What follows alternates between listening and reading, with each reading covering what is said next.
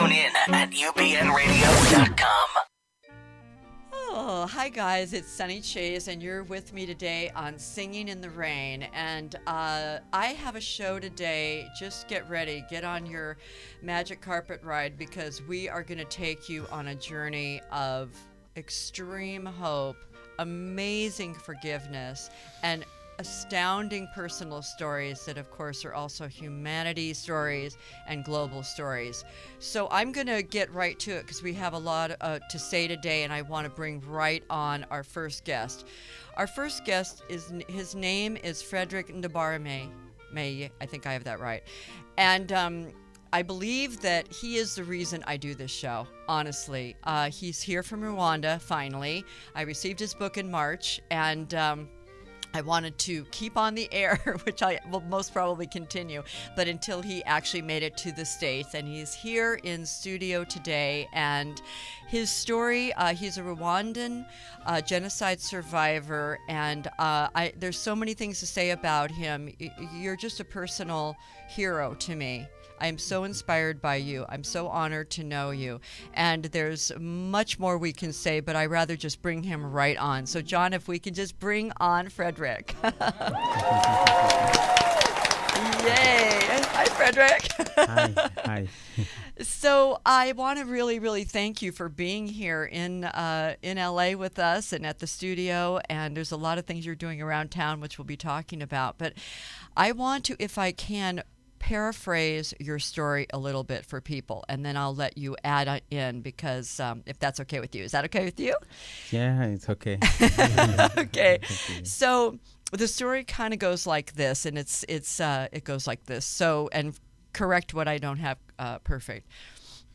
So in Rwanda, a lot of us know a fair bit about what was actually happening. But what actually happened was there were three sort of tribes or peoples in Rwanda. One were the Hutus, one were the Tutsis, and one were the, I think you say Twa. And the Twa were sort of the more mystical people who were outer in the mountains and like that, and again they were the very mystical people.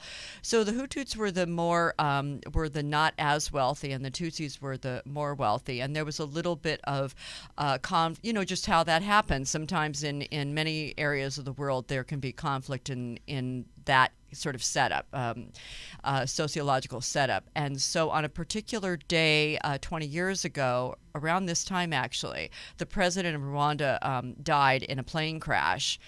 And then all hell broke loose, literally. All hell broke loose in ways that, I mean, it's already choking me up. So I'm going to do my best to get through this show.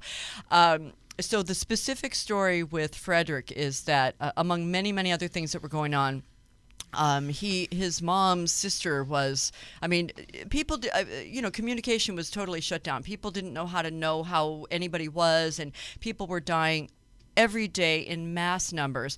And so Frederick's mom was really worried about her sister, and so sent Frederick, who was really at that point the only person who could go, so to find his aunt and see what was happening. And so he got on a bus, and with about 30 other people, and was going along to his aunt's, and the bus was stopped, and everyone was pulled off, and Frederick was actually sort of demanded or commanded to kill everyone on the bus, and which he would not do, because that's not what he would do. And so the people ended up being killed anyway, and Frederick was beaten and strung up, and they chopped off his hands. And the story goes on and on that he was in a hospital for a year. Just a miraculous way that he got there, and then came out and was so inspiring to so many people, but by doing things like learning how to ride a bike, volleyball, painting, which I'm going to show you some of his paintings, and then the story goes on from there. So I'm going to just bring you on to add to it, because I don't want to keep talking. I want to hear you. So far so good? Good. Okay. That's good. Good. So then let's talk about when you came out, and then your sort of journey with shortly, because it's a really long story, but through the rest, sort of a bit of the rest of the story. Thank you very much. I'm really happy to be here at this moment.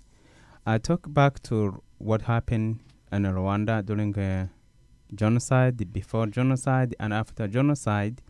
The most Rwandan was together, happy, helping each other, Tutsi, Hutu. But back to me, this happened in 1998, after a little bit genocide. So, but what who done to me is the killers during the genocide. There was a comeback from Congo to continue to kill people, and Rwanda. So, before genocide, all Rwandan was helping each other, share the same food, same language, helping each other as we do as Rwandan. And the war started 1990 when the government want to push hard those people who have been refugees into other countries. They said we want our right back. They just opened the war and they're fighting 4 years. And 1994, that's how the genocide started. It means the year they said sorry about when airplane crashed, and because the Tutsi are enemy, that was a kind of big confusion to what's going on, because in the countryside you can know no television, no cell phone, let you know what's going on, but you can hear the radio talking about kind of a joke and what's going on, like they kill how many Inyenzi they killed. That is the name they make up, and I can tell you that everybody was worried what's going on. Doesn't matter if you're Hutu or Tutsi, young people, especially young people, and during that time they was get killed because the killer doesn't see who you are, because everybody look like each other. Yeah. You can tell this is if you're Hutu and you're told you get killed. Yeah. If you're Tutsi, you are shot, you can survive only when they don't know you. But during that moment, it was really hard to tell what's going on. And the Hutu got killed, the Tutsi got killed. And so it was just mass murder, period. Yes, and there was just a complete feeling of nobody was safe. Well, during that time, some Hutu have a wife from Hutu, Tutsi. Some Tutsi have a wife from Hutu. So right. At that moment, they can come ordered to kill your family. Yes. So if you don't want, you get killed. Yeah, it's just impossible. Really hard and Rwandan moment. So the war doesn't stop right there. Yeah. Many people feel like the war started and done in 1994. After genocide, in 100 days, when they took Kurd, which is a big hard to let people around the world understand that, in 100 days, over 1 million was killed. Yes. But after that, they have to run away and come back to kill people who come there. Yes. So this happened almost 4 years after that. Wow. But they was already killing, cut a leg, cut arms, as you see. Yeah. They cut also the head, they can hanging everywhere. Yeah. So for me, at age 15 years old, I was ordered to kill 17 people, and I was riding on a bus during to see my aunt, who her husband was killed during that time too, from the Interhamwe. Yeah, and the bus was included everybody, Tutsi, Hutu, who was there, but the reason why I was chosen because I was young. Now I feel. So they just tie our arms back and take off gloves, and they cut my hands as punishment to show that if you don't join them, they do that to you. Yeah. But what I feel like was to make me, like to train me to join them killing. Yes. So at that moment I say, no, kill me first, because I know that God doesn't let me do that, because we are human beings and we feel like, why I have to kill people? I told them to kill me first. Yeah. Well, this is such an amazing story, and one of the things that you and I talked about last week when we were chatting is, and I wanted to really bring that forward, is to share with people how beautiful Rwanda is, that it's literally the center, the heart, pulse of Africa. And you and I were talking about how, and how so much I feel that there's so many Rwandans, probably every single Rwandan has a story, and that you are so brave and have the grace and have written this amazing book to be able to come to America and tell your story, and you're the ambassador for so many people who have their story, and their story of getting through that, of the endurance of all that, and then the part of the hope and the forgiveness, which is so astounding. And so I want to actually, if it's okay with John, I'm going to go ahead and bring on our next guest, and then we're going to chat about this, because I feel like I want to bring the heart in, and you are the heart, and you are the heart. So our next guest that we're actually going to bring on right now, and then we're going to get to some really, really good stuff, is, are you ready, John? Is that okay? No, I'm going to. Oh, okay. So it's okay. I'll introduce, and then you can bring him on as soon as it's perfect. So Baptist de Pape is with us today also. He's traveling around, and it's a very international group, because everybody's flying in for this show and a few other things that are going on around town, which we'll be talking about at Agape. Both guests of mine are actually going to be presenting things at Agape, and Baptiste is going to be doing that tonight, actually. Baptiste de Pape wrote this amazing book, The Power of the Heart. It's also a movie, and it is extremely powerful. And in this in the movie, there's about almost 30 minutes of the most astounding story of another young Rwandan woman, and Immaculée, like miracle, is her name. And so we're going to be bringing on Baptiste as soon as John says it's okay. And so we're going to be chatting about the heart, the hope, and the real stuff. We're going to be real here. So, John, are we ready? Yeah. Cool. So let's bring Baptiste on. Yay. Thank you for being here. Thank you for having me on your...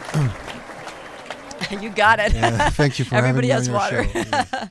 So one thing that I wanted to say, and I wanted you on the air, just visually for us to all see, is that I really want to honor you, Frederick, because what ended up then happening is that you were riding a bike, you were playing volleyball, you were painting, your idea was that you did not want to be a useless human being, that you were going to find a way to be of use, and through that you ended up inspiring so many people. You ended up coming to the States. You ended up getting prosthetics. You ended up being on CNN.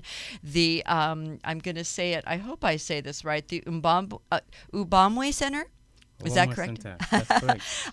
In Rwanda is an astounding place for people. In Rwanda, if you have disabilities, it's not like in the States where people can be helped and all of that. Basically, you're discarded. You're considered a shut-in or a useless human. And so this is what goes on all over the place in Rwanda and many other African countries. And so the Mbamwe Center is a place where people can come, and there's art, and it's a school. Yeah.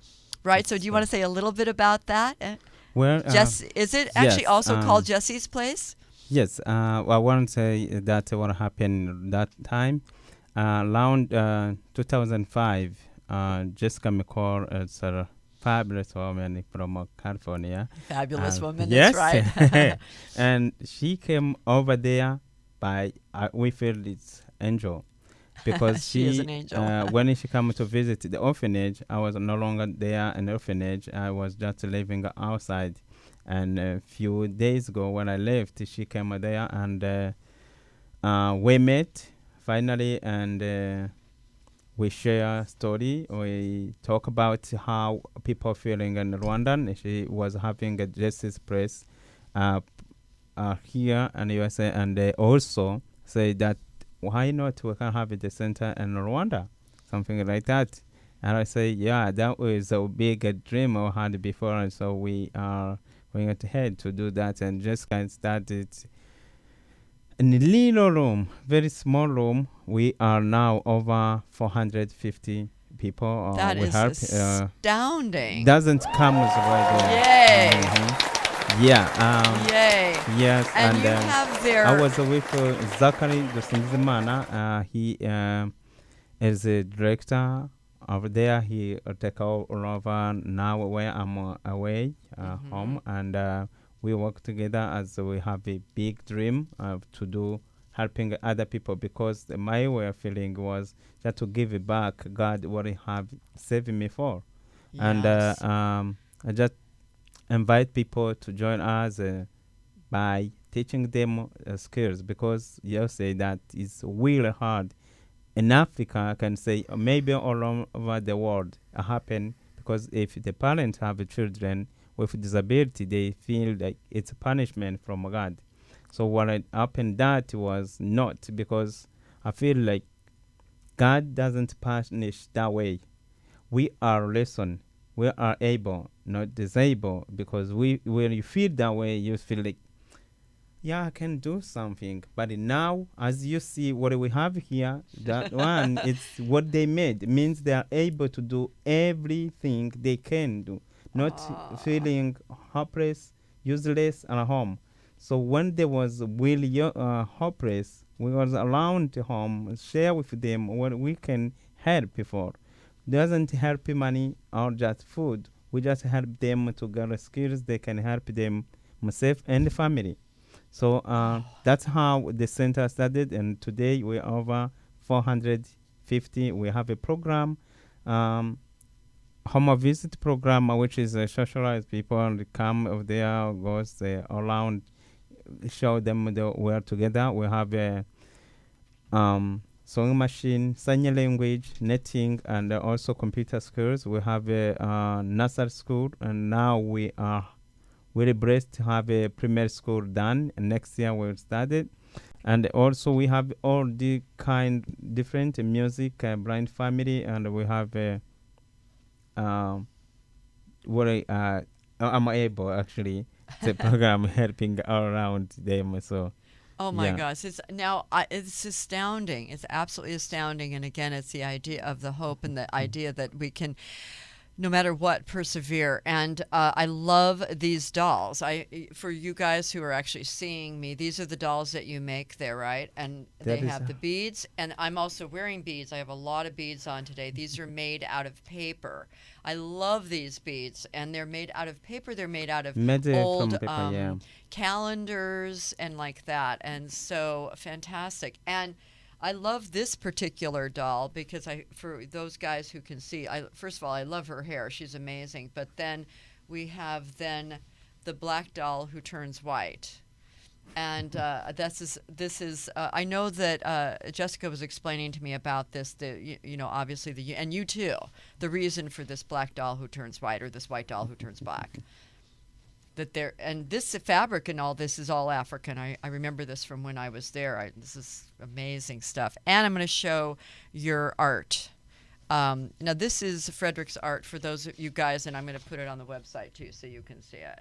But this is Frederick doing it with his hands, not his mouth, or his arms, I mean to say. So the thing that we talked about also was really knowing that that there is so much going on in Africa and in Rwanda as far as the healing goes. And so speaking of healing and the heart, I want Baptiste to weigh in here, and let's chat a little bit about just whatever you want to chat about at this point. Jump in. Well, I wanted to say, Frederick, I'm really humbled by your story. It's amazing what you did with what happened to you, and it is an incredible story of resilience, but also about perseverance and also courage. And courage is derived from the French word cœur, which means heart. Yeah. So thank you so much for sharing your story. Thank you very much. And I know a little bit of the background, of course, from what happened 20 years ago in Rwanda, because in our project, The Power of the Heart, we have a story about a Tutsi woman who was in a bathroom for 3 months because she was hiding from the killers, the Hutu killers who were trying to kill her. With 6 other or 8 other women? Yes. Yeah. Yes. And she shares a story that she is from a Tutsi from the Tutsi tribe, and she says, the Tutsis were not well loved, and then at that time the Hutu president was killed, and then she said, oh my God, now now they're gonna kill us, now they're gonna kill all Tutsis, and so she has to hide in a bathroom, and this is in the house of a priest, and this is a Hutu priest who is helping her to hide there. So she thinks she would be in the bathroom for like 3 days, but she ended up staying there for 3 months. And the incredible thing about this story is that she is attacked from the outside, really. She's hiding there because they want to kill her. But she is feeling so much anger, so much rage towards the killers, because they know that her parents might have been killed already and her brothers have been killed. And she feels that she wants to do something because she feels powerless. And she's envisioning herself as Rambo, Rambo, Sylvester Stallone. And she says, when I come out, I'm going to train and I'm going to be a soldier and I'm going to kill the killers. So that's the anger that she's feeling inside. And she really feels that this anger is so strong, this hate is so strong that it's killing her from the inside out. So she's being attacked from the outside, but she also feels that, the toxicity of the anger is killing her too, although she's locked up in a bathroom. So this is a religious woman, and she has the Bible. That's the only thing she has. And she's reading the Bible the whole time, in order to get through the situation. And there is a passage in a prayer, and it says, forgive. The Lord's Prayer. Yeah, the Lord's Prayer, exactly. And she feels that she's unable to forgive the killers. Yes. She's unable to do that. And so she skips that passage all the time, every time she's praying, because she says, lies don't sit well in the body, and I'm not going to say it because it's not true for me. I cannot forgive this. They tried to kill me. This is an unforgivable thing. This is an unforgivable thing to do. So she says to God, if you know how to forgive, show me how to forgive, because I don't know. So in a way, she goes into a state of surrendering. And it comes to a point where she is in the middle of the night looking at the tiles in her bathroom, and she sees that the world is divided in 2 parts, a part of love and a part of hate. And on the part of hate, she sees people like Hitler and the KKK, and she sees the killers, and she also sees herself because she's also in a state of hate. On the other side, the part of love, she sees people like Nelson Mandela, Martin Luther King, Mother Teresa, Gandhi, and who all suffered greatly. Yes, also. Exactly. That's the point she's making for herself. She said, oh my God, those people, Nelson Mandela, Martin Luther King, Mother and Teresa, Frank. Gandhi, and Frank, they went through a lot of hardship, suffering, and they experienced a lot of hate, and still they chose love. And she realized why they did that. Why did they choose love all the time? She realized that Mother Teresa, Gandhi, Martin Luther King, and Anne Frank too, they all believed that people can change. And that for her was a big shift in her thinking, that they believed that people can change. And she realized, oh my God, I too believe that people can change. And this helps me to forgive. And you see that transformation going on in the movie, and it's a very, very powerful transformation. And what it really does for people, we did a lot of premieres already in Europe, and what it does for people is that people, when they watch it, they start to do the inner work.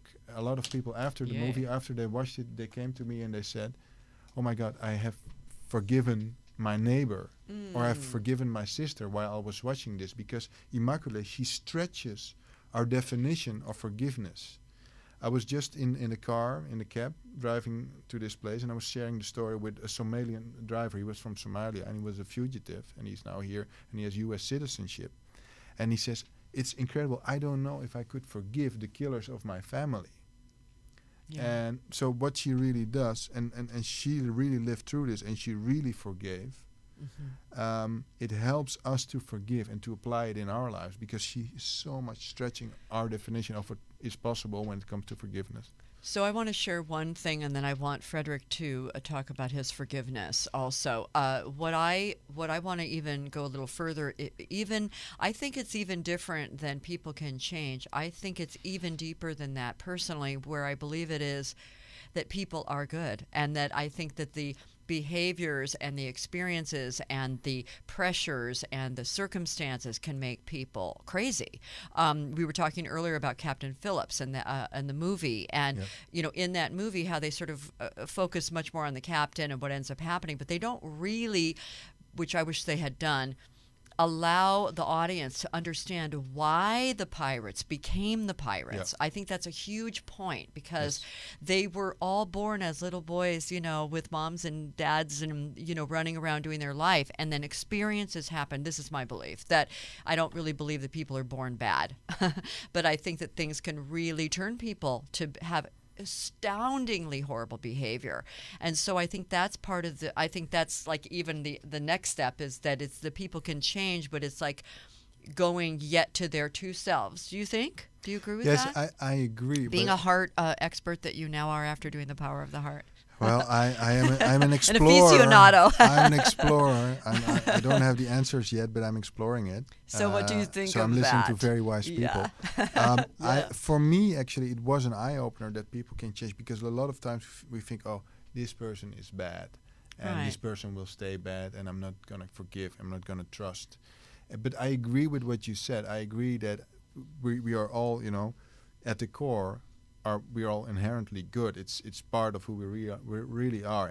And what happens is sometimes through circumstances we can get really disconnected from our heart. Yes. And when we are disconnected, we become zombies. We become robots. We have a lot of examples of that in history. Well, I think what also happens is when people are really cut off from their own way of feeling safe. We know the stories of what happened with Nazis. It was right after the war, and they were very compromised as far as feeling safe and not having enough money and not enough food and all that. And so somebody can come in and say, I have a better way, and people will be a little more willing to go that way and not have their own strength. And I think that's what happens all over the world. Yeah, but it's exactly what Frederick did.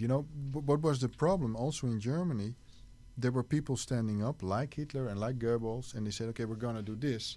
And what we need every time is people who are critical and say, no, I'm not going to do this. Right. But it comes with a price. Yes. And so you have to have a lot of courage, like Frederick. Yes. And most people don't have the courage that Frederick has under those circumstances. Most people don't have a lot of the things that Frederick has. Yes, because they know what the price is. They have to pay with their health. They have to pay with their life. So the price is too big most of the time. Yes. Yes, and so I think that's a situation that is super crucial, and then to know that we can shift back. And so, Frederick, I want to just quickly, talk about the moment in the cafe when the gentleman who cut your hands off appeared in the cafe. I think it was a cafe, right? Yeah. I did read your book, and I loved it, by the way, guys. It is called Frederick. I'm just going to do a little quick plug here, too.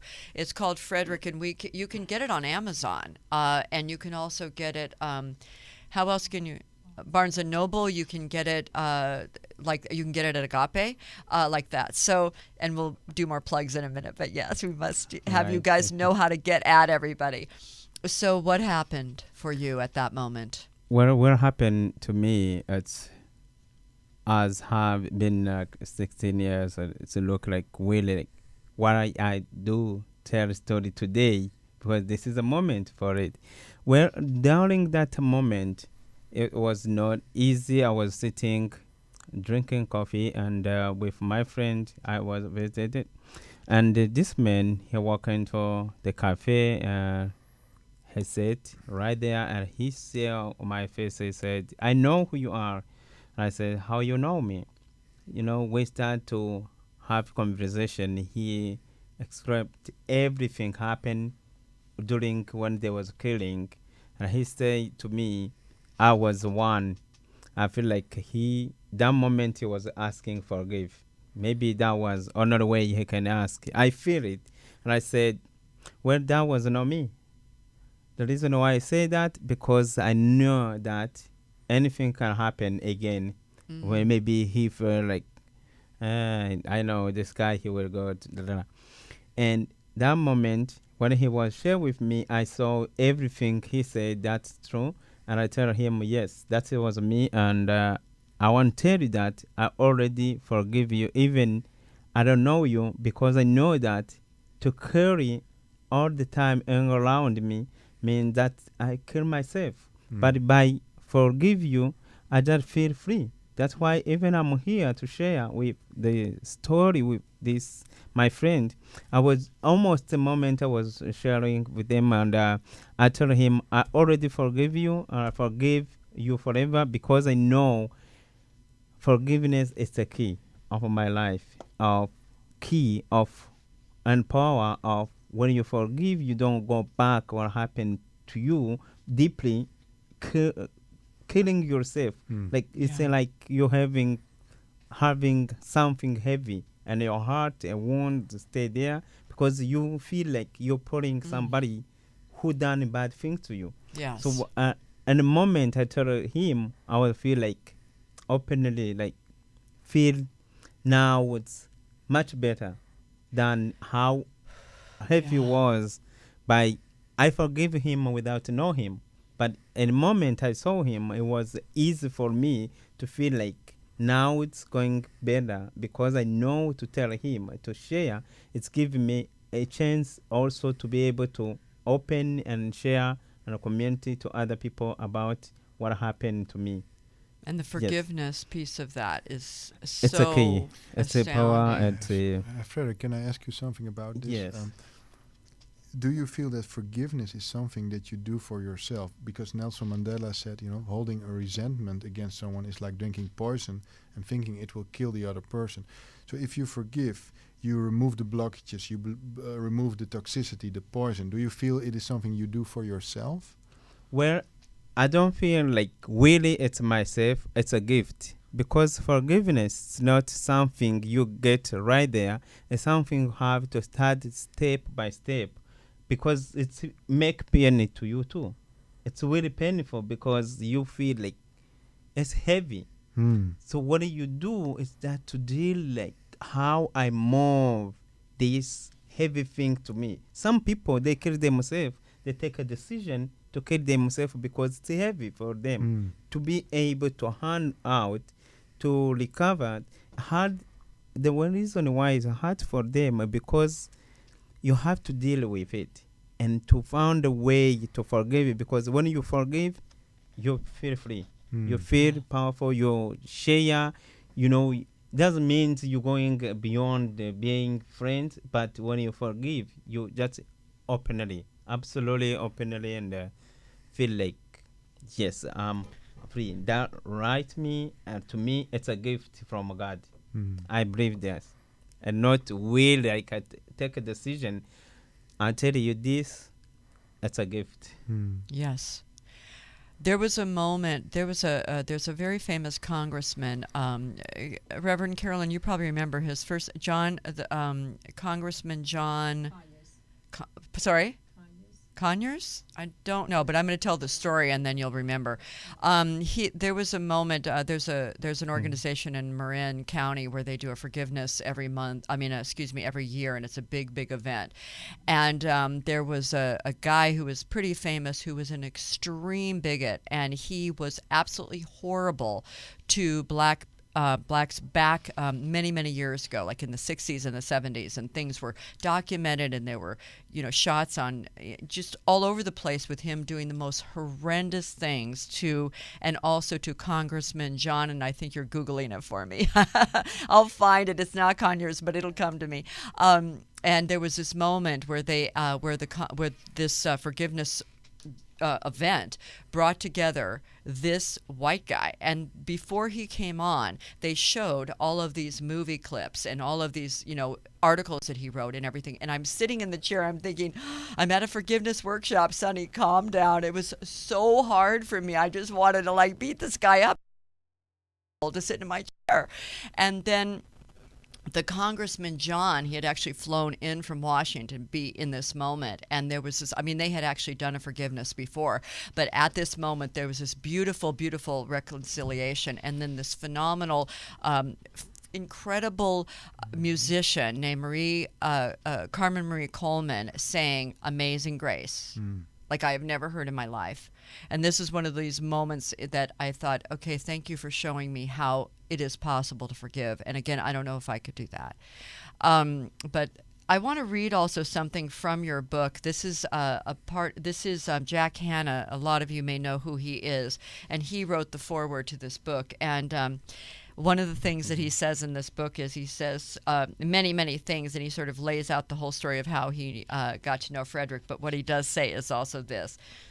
So let me just tell you, whatever this magician has up his sleeve, you want to see it. Whatever he has to say, you want to hear it. Whatever you can learn from his life, you don't ever want to forget it. Oh. Because of Frederick, I look at life differently. I thank God for my health and the things I can do, and I ask him to help me be more like Frederick and face the things I think I can't do.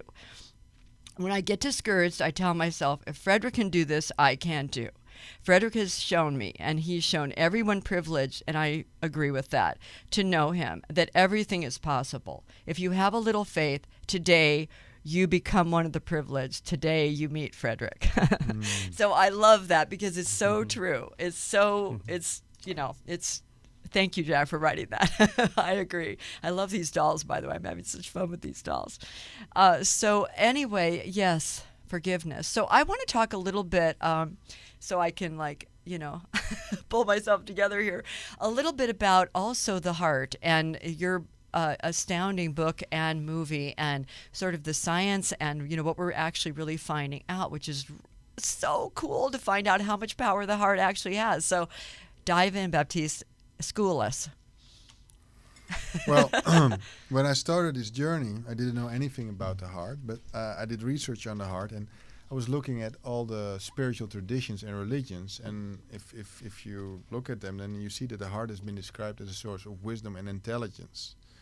And of course, I couldn't interview Jesus or the Buddha or Lao Tzu anymore, so I was looking for people in our time who speak about the heart as a source of wisdom, power, and intelligence. And so I was looking, and I was like, okay, who do I remember? Who speaks about the heart? And one of the first people I remembered was Dr. Maya Angelou. Oh, yes, because thank I you. saw her at the first inauguration of Bill Clinton, and she was reciting a poem. And in this poem, she speaks about the heart.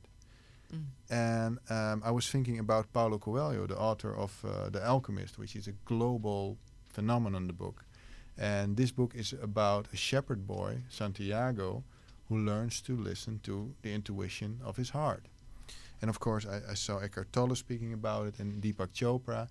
And so that's, how I decided to approach these people, because I thought, okay, they are speaking about the heart as a source of intelligence, power, and wisdom. And I'm a really practical guy, because I think, why learn it if you can't apply it? So I thought, I'm going to ask them, first, is the heart a reliable source of power and wisdom? I would like to have that spelled out. I want a confirmation of that. I need that, because it's Otherwise, why do the yeah, project? why do it? Yeah. Because so that was my first question: is it really a reliable source of power and wisdom and intelligence? And then, if this is so, how can we use that to improve our daily practical lives? And I'm talking about our health, our relationships, our career, our financial situation, all those things. So if Our the heart, peace of mind. our peace of mind, everything. So if it's really a source of power and intelligence, how can we use that to improve our lives? And that's how this journey really started. And I think the amazing thing about this project is that all the people I've interviewed, they didn't really Come on in, Bob. Go ahead. Hello. Sorry. We have another visitor. Join us right here, Bob. Sorry, go ahead. So all the people I've interviewed, in a way, they first tried to live the conventional way, through their education, through the way they were brought up. So they were living, let's say, more in a mind from a mind's perspective, from the Right. mind's perspective. Yeah. So what happens? They're trying to live from conventional skills, and all of a sudden there's a big crisis in their life. Immaculée Ilibagiza is also a great example of this. There's a big crisis, and you just realize in this crisis that the conventional skills can't help you through this crisis. You have to connect with something deeper. You have to go deeper because you really hit rock bottom. And if the conventional skills don't help anymore, then what's left? And then basically there's a sense of urgency because it's do or die. Eckhart Tolle, great example of it. He was very suicidal. He said, I can't live with myself anymore. And that urgency made him go into the transformation, made him go into the heart. So all of them tried to live the conventional way, but a crisis situation forced them to go to the heart. Well, what I love about your project, and also Tom Shadyac did a slightly similar thing with the movie I Am, was showing scientifically how the heart really is as powerful as it is. And one of the stories that goes that you had in your book with Immaculée was that at one point she really had an intuition to leave town, and it wasn't about waiting. And then they waited. They sort of were back and forth, and then the next morning, all the borders were closed, and there was no leaving town. And so she says in the movie, I will never again not listen to my intuition. When it says go, I go. And with the scientist, what is his name again? Roland McCraty and also Howard Martin from the Institute of HeartMath. Yes. As far as the real science about how the heart knows something 20 seconds before the mind does, and how actually the heart is the first thing that kicks into gear. Of course, as we know, the fetus, it just starts, and and we don't really even know why or how it starts, but it just does miraculously. So let's talk a little bit about that. But before we go any further, I want to introduce. We've been kind of listening to Baptiste and then sort of getting a little distracted because we have the humanitarian extraordinaire who has literally, and we won't spend too much time talking about it, but literally has just flown in from Costa Rica and has just walked in the door in our studio. So this is Bob Guglielmino, and woo! So Bob, my, here we are. So you got here just in the nick of time. I just raced from LAX here and got here, and glad to be here. And thank you. I'm glad to be with my hero here, Frederick. So we've spoken a lot, and we're going to kind of just let you sort of jump in. I want to give you a couple minutes to just share with us a little bit about and then we're going to get back to the actual science of the heart. I hope we have time to do this. We're going to jump around here a little bit. What you want to share with us regarding a little bit about what is really going on in Rwanda, the hope aspect, not all because we've covered everything that is the sort of not such fun part. So, but I know that you have a little bit about the sort of 10-year plan going forward, and that is, again, the exciting aspect of how, I don't even know, again, if it's the change or if it's the returning to the true human spirit, which is Rwanda is healing. That is the truth, right, Frederick? Right. And right, Bob? Very much so. Every year they take a poll of all the people who are now Rwandans. They are neither Hutus or Tutsis. They've taken the three ethnic groups that were initially divided by the French in a kind of planned, almost stair-stepping way of the genocide. Well, they take a poll of the people every year, and the current poll is that 90% of the Rwandan people feel that there is harmony. Wow. And that they're on a 10-year plan. They are a model of East Africa right now. And with complete transparency and accountability. And how that translates is, say you're a minister and you were hired to do a certain job, or you're an NGO, or you are a religious group with a plan for the country or the people. It has to pass country standards and government goals. And it is on a yearly accountability basis. And it is transparent, the money, the volunteerism, did they achieve the goals? And they shall we say, hold everybody accountable. If you're a minister and hired to build a hospital or a road and you don't do it, you are fired. Period. If you're an NGO and you're not doing what you said you do, you are fired. Paul Kagane and group, with some pretty austere methods, really has put a plan together for East Africa. And it's becoming a model of Africa right now. They're trying to, part of that plan, and I won't go on, is that they're trying to bring the 5 neighboring countries to one currency and loosen up tariffs and any kind of trade embargoes. They're trying to move abject poverty into the middle class. Everybody gets a plot of land. It is the land of 1,000 hills, and so you have all these farms. And so they're connecting all the feeder roads to the major roads, so markets. The Kaganian group are building villages or assembling people into villages and villages. It's a very concerted plan for democracy, for full involvement and clarity. And it's happening. In other words, this is a great plan, but it's actually in play. It's happening. It is happening. I mean, you were there, you know. I had the great pleasure of working with Frederick at the Abumwe, which is as he says in his book, and it's true, it is an oasis. It is a piece of paradise in a country that just borders the Congo, which is very dangerous and continues to be dangerous from Ugandan soldiers and Congolese. And his program has become a model, actually, for people, for the government and the Rwandan people to treat disability or differently abled people very differently. Smile, Frederick. You look so serious. With full acceptance. With full acceptance. I mean, he's a very modest fellow. Very, so very. I'm I'm have to looking over at speak him. A little, yeah, that's why more. Yes. But yes, the government is actively involved in doing it. His center is a model center of hopefulness and peace and love. It's like when you enter, the children, every child is cared for every moment of the day. You could be there in a meeting with somebody, and it doesn't matter. A child walks in with a need. The meeting stops. Nice. And the need of the child is taken care of. Beautiful. And it just permeates the whole school and the neighborhood, the inclusion of the neighborhood and the expansion. It's really... That has a ripple effect, I think. Oh, it's absolutely. Yeah. Ripple effect. And he and his pal Zachary, I tell you, they've created something that we all could really look at and benefit from him. And Do you love my dolls, by the way? well, I see a resemblance. I see, yeah. Thank you. She has great hair, too. I love this doll. So thank you, Bob, for that.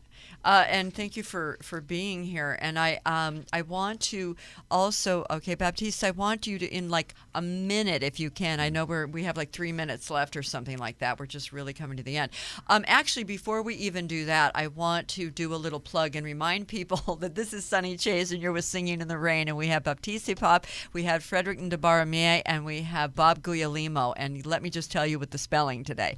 I had some fun with that. And let's see. How can we, so we have, one thing I want to tell you guys about is, number one, tonight we have at Agape, Baptiste is going to be there. The movie is going to be promoted. Some trailers are going to be shown. There's going to be a book signing. And then on November 8th, there's going to be a beautiful, beautiful event that's going to happen in the Marina del Rey area. And it is going to be supporting and honoring and celebrating the Mbamwe Center, of course, Frederick, also Artists for Trauma, who I've talked about before many times, is going to be there participating, and our beautiful friends with Waves for Water, who were actually supporting, and we're raising money. I'm raising money. We're all raising money to buy filters, which are $50, and they are phenomenally sustainable. They bring water to 100 people for 5 years, each $50. If you can imagine, you can spend $50 and have that kind of impact. So we're raising a lot of, raising a bit of money to send a lot of filters back with you, Frederick. So we're hoping to have the whole goal that you want of 15 to 20 filters, and we're on our way there. And AFT is giving some, and my people through Singing in the Rain are definitely coming up with at least 4. And you guys can actually, you can go to Waves for Water.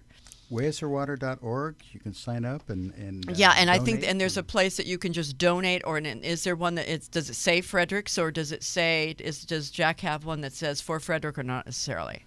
No, but we'll construct one in about 4 minutes. Okay, that's what we're going to do. So just look for Frederick and donate. And again, 25 or $50, and you're making a huge, huge difference. And if you go on the website, the Rwandan water projects, our pal here, Frederick, he's right in there with his photo and the Abumwe Center and the website. And Yes, yes. And one of the gifts that we have about all of this is our beautiful Reverend Carolyn Wilkins, who's in the studio with us but not on the air, and the Global Works, beautiful work that goes on with Global Works. And that's one of the ways this is all kind of coming together for us. And let me just ask Tony, do we have a couple more minutes? How are we doing? Okay, thank you. Yeah, I would like to say, please. Since we're plugging, I would also like to Yes. say, if people want to order the book or the movie, The Power of the Heart, they can go to our website, thepoweroftheheart.com, thepoweroftheheart.com. Yes. Thank you for And jumping in with that. 'Cause I yes. was just kidding. I wouldn't forget you. And Frederick and I will be at the Agape Church tonight Yay. together. And I'm looking forward to being there and showing the trailer. I love Yes. it. And before we go, I also want to say a little bit more about your story, just to Yes. kind of wrap it up. And I want to give you a little love here, so so go for it. Just give us a little more. We're sort of just getting Yes, into the kind of the science of the heart, or the power of the heart. Yes. Well, Literally. they did a few experiments, and they did this in many laboratories all over the world, and now they have scientifically proven that there is an intuition to the heart, so that the heart can see events before they take place. And an intelligence. And yes, it has an intelligence. So that really is a scientific explanation for why intuition works. And what's also really interesting, if we are in a state of heart coherence, that's a state where we experience love and gratitude, and they can measure that, then our heart is sending signals to our brain, and our brain opens up. So we are actually using more of our brain capacity when we are experiencing love, gratitude, compassion. And so we're more intelligent when we are loving. Yes. And I think that's also really interesting. And we notice, when we're stressful and when we have anger, we are not really able to make good decisions in our lives anyway. Yes. Yes, that's a great point. And Bob, go in. I love what you said about that there is an intelligence and there is a higher power. And if we look at Frederick here, all the visions he has and what he has created continuously, and it's wonderfully written in his book, I believe comes from the heart, and that's why it's almost effortless.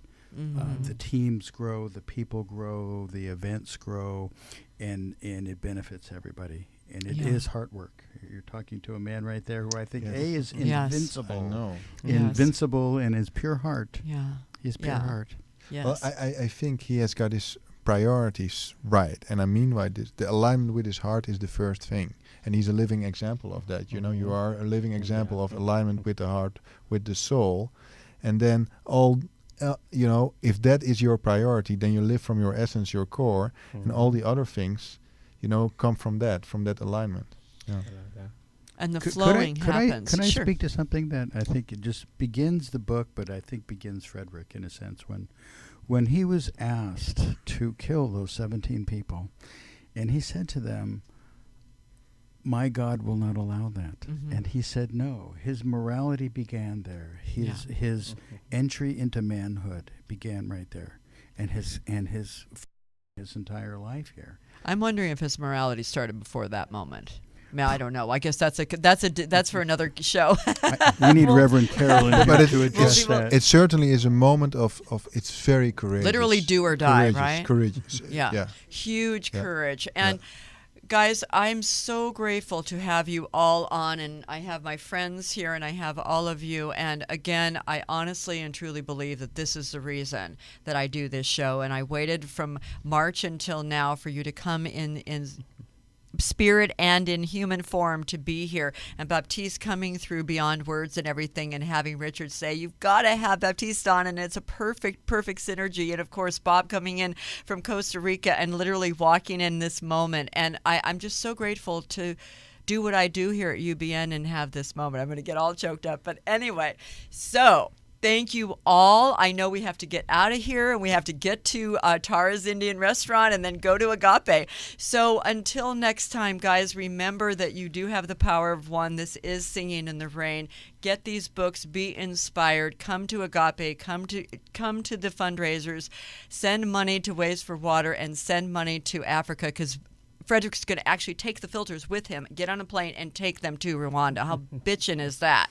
So again, I just am so grateful that you guys have tuned in, honestly, because I know you received the gift that I did today. And until next time, this is Sunny. Bye-bye. Oh, and Murabiho, which means bye-bye in African, and Siahamba Kukiyenkwen Koza, which means we are walking in the light of God.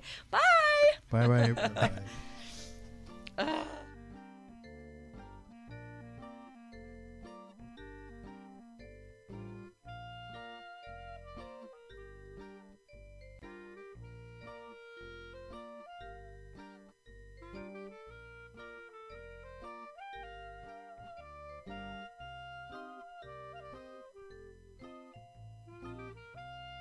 Now that you've found UBN Radio and discovered our quality talk shows, it's time to spread the word to friends, family, and the